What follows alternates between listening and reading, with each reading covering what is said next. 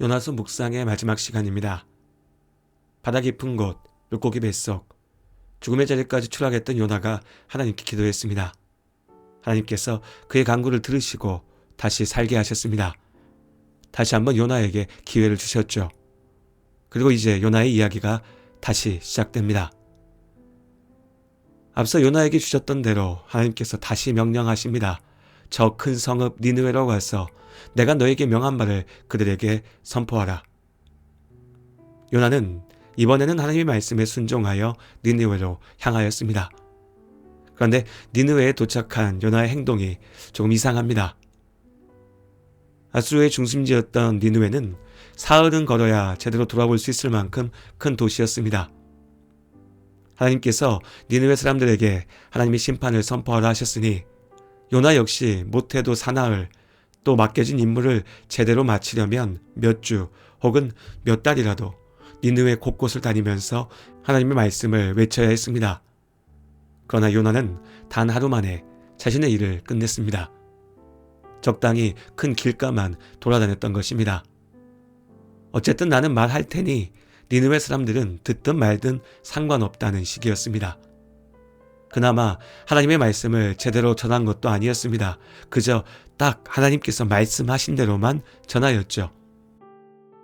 하나님께서 그들이 회개하고 돌아오기를 바라신다고 외치지 않았습니다.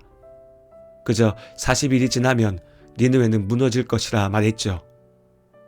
이처럼 요나의 순종은 불완전한 것이었지만 하나님께서는 이 작은 수고만으로도 니느웨 사람들이 회개할 수 있도록 그들의 마음을 여셨습니다.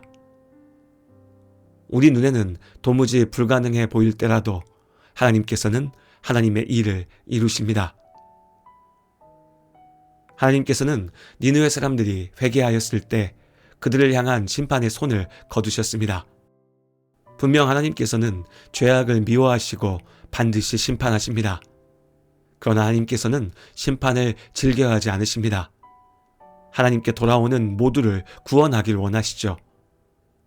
하나님의 은혜가 이스라엘에게만 주어졌던 것은 아닙니다.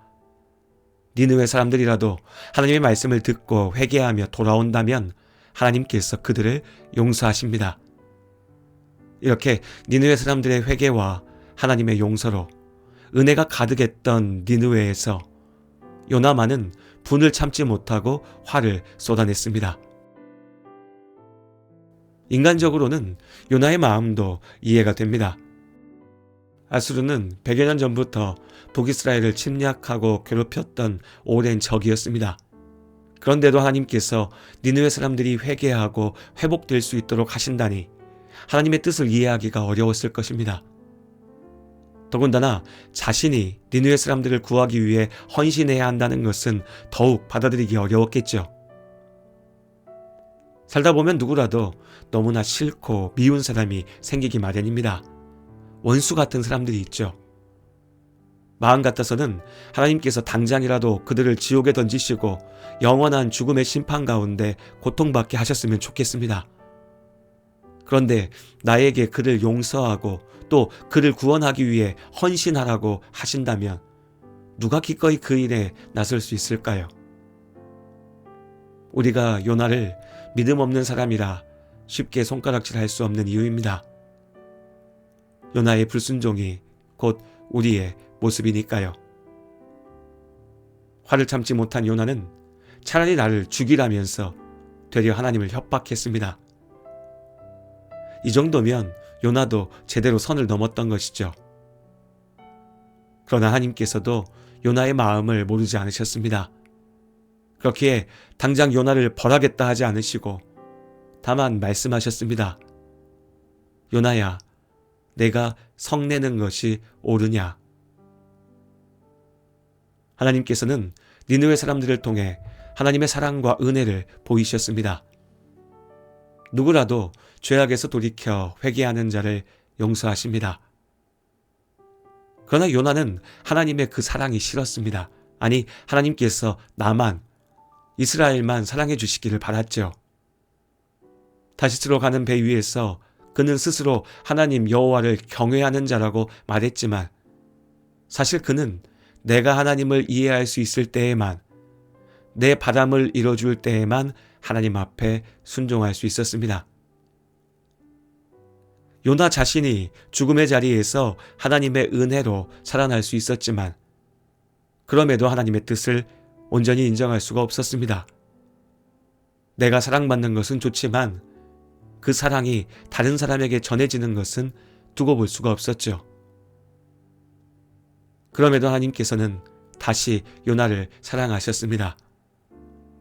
화로 가득한 요나에게 하나님의 사랑이 무엇인지, 그의 잘못이 무엇인지 알게 하셨죠. 요나가 니느웨 성이 내려다보이는 언덕 위에 자리 잡고 앉았습니다.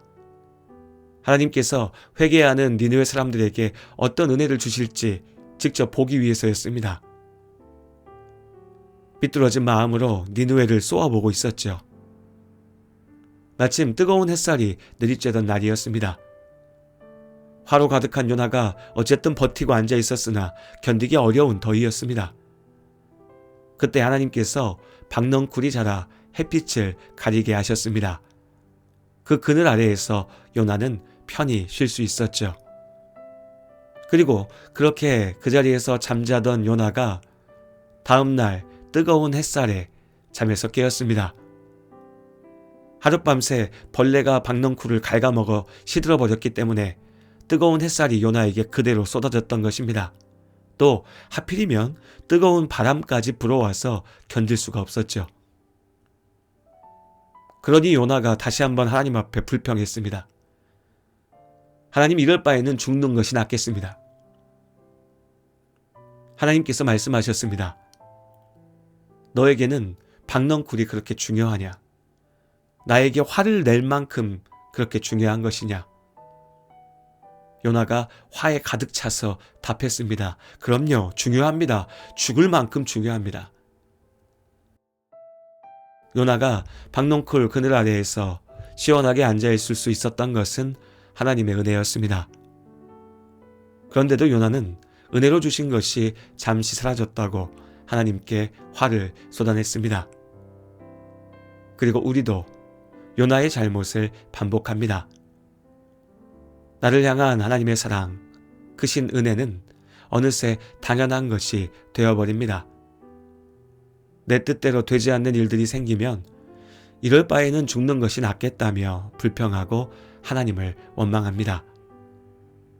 잠시의 고난으로 나를 인도하시는 하나님의 뜻을 헤아리고 믿음으로 기다리질 못합니다. 또 그러면서도 내가 하나님보다 의롭고 내가 하나님보다 사랑이 많은 것처럼 착각하죠. 나를 사랑하시는 하나님은 세상의 창조주, 주인이 되시는 크신 하나님이십니다.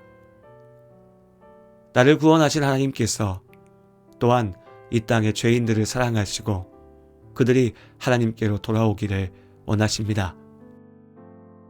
하나님께서 요나에게 하셨던 그 마지막 말씀이 저에게는 이렇게 들렸습니다. 네가 잠시라도 하나님의 시선으로 너에게 맡긴 사람을, 너에게 맡긴 자리를, 세상을 바라볼 수 없느냐? 오늘 이 말씀, 이 질문이 우리에게 주어졌습니다.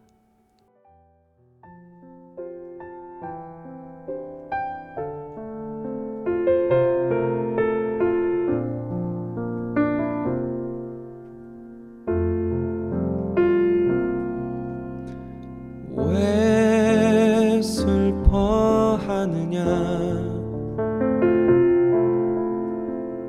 왜 걱정하느냐? 무얼 두려워하느냐?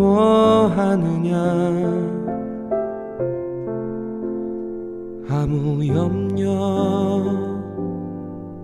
말아라. 큰 어려움에도 큰 아픔이 있어도 이젠 아무 걱정하지 마. 내가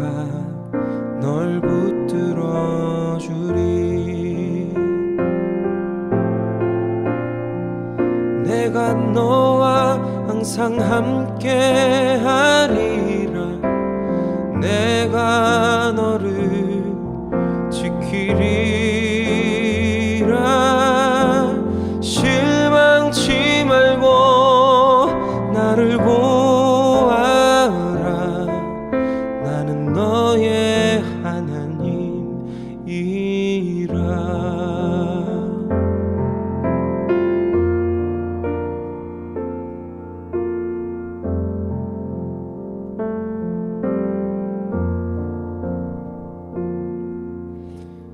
왜 슬퍼하느냐? 왜 걱정하느냐? 무얼 두려워하느냐? 아무 염려 말아라.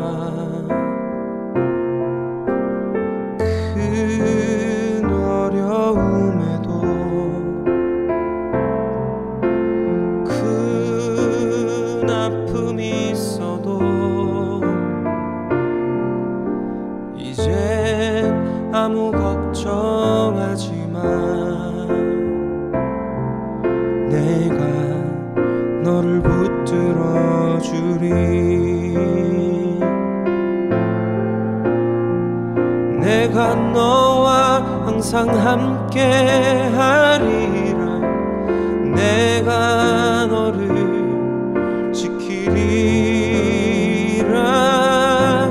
실망치 말고 나를 보아라. 나는 너의 하나님이라.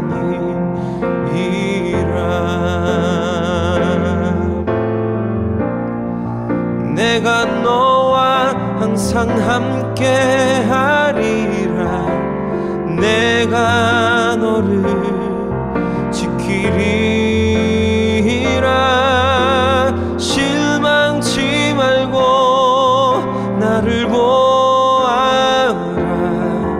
나는 너의 하나님이라.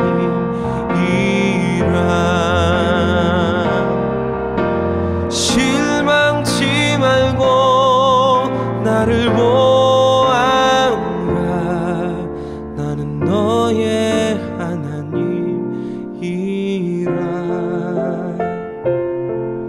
나는 너의 하나님이라.